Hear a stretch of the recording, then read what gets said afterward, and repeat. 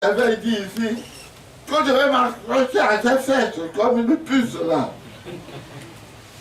Jusqu'à ce que ce voleur restitue ce qu'il a volé au peuple congolais. Je ne dis pas par ma force. Je ne dis pas la force de Dieu, parce que Dieu est justice. Il y a tous les pauvres Congolais qui crient devant le Seigneur. Et il les écoute. C'est pourquoi il a donné la victoire.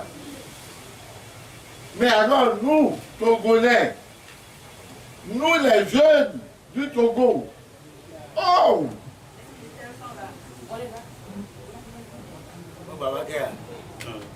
Oh! Nous les jeunes du Togo, vous avez perdu votre ardeur.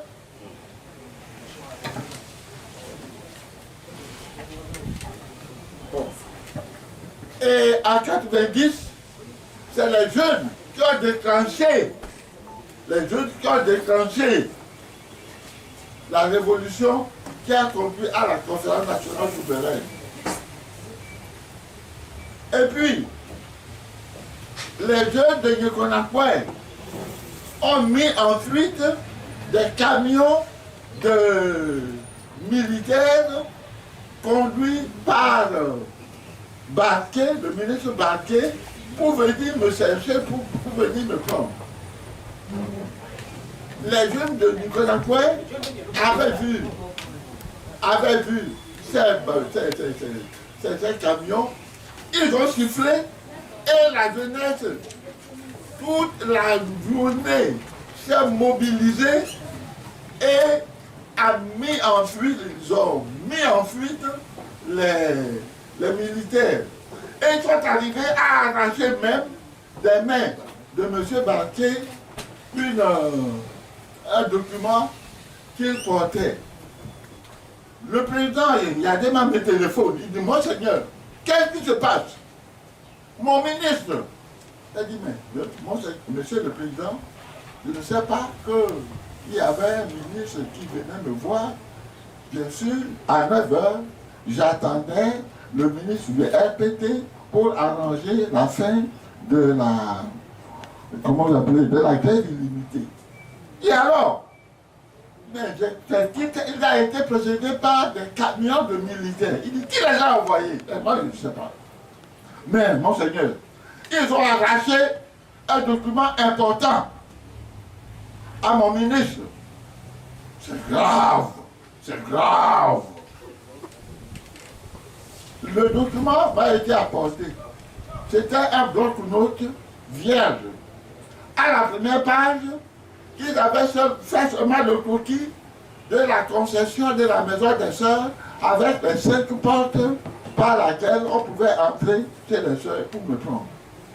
Voilà le document important. Eh bien, les jeunes ont été dynamiques, ils ont brûlé des pneus toute la journée et l'ambassadeur de France a dû envoyer un message spécial pour me demander de sortir pour calmer le jeu. Je ne suis pas sorti. J'ai envoyé M. Bruce David agiter un mouchoir blanc en leur disant, eh bien, c'est vrai que Monseigneur Paul n'est pas mort, il est vivant. Et alors les jours se sont calmés. Voilà, donc, maintenant, à 90 ans, combien de temps me reste-t-il encore à vivre? Qui me donne de l'argent? Qui me paye? Pourquoi je m'engage ainsi pour le Togo?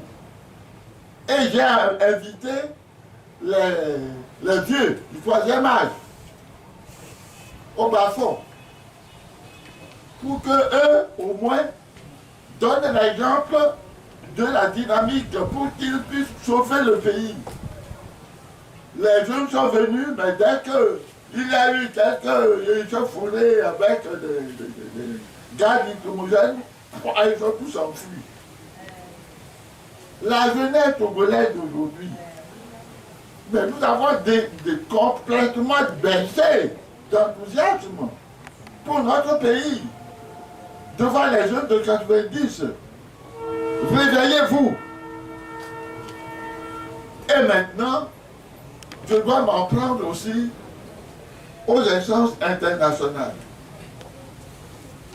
Je félicite d'abord les Américains, les États-Unis d'Amérique, qui ont eu le courage de reconnaître la victoire éclatante d'Aguillaume au cours de ces élections et qui l'ont félicité et qui ont donné les chiffres exacts des électeurs qui se sont prononcés en sa faveur. Eh bien, je les remercie et je leur dis que le feu encore brûle la maison. Il faut qu'ils aillent jusqu'au bout et qu'ils nous aident à renverser la situation afin que les voleurs, les brigands qui sont en train de faire le malheur du Togo, que ces gens-là s'en aillent et que Aguillaume règne de façon démocratique. Nous avons un mandat de 5 ans et puis si c'est bien fait, un autre mandat de 5 ans et en aucun cas on ne recommence à dire Aguillaume est toujours au pouvoir, toujours ça n'existe plus. Ça n'existe plus. Mandat de 5 ans, et si c'est bien, renouvelable, 5 ans, et un autre point, le pouvoir pour pouvoir aider le pays à sortir et à se développer. Mais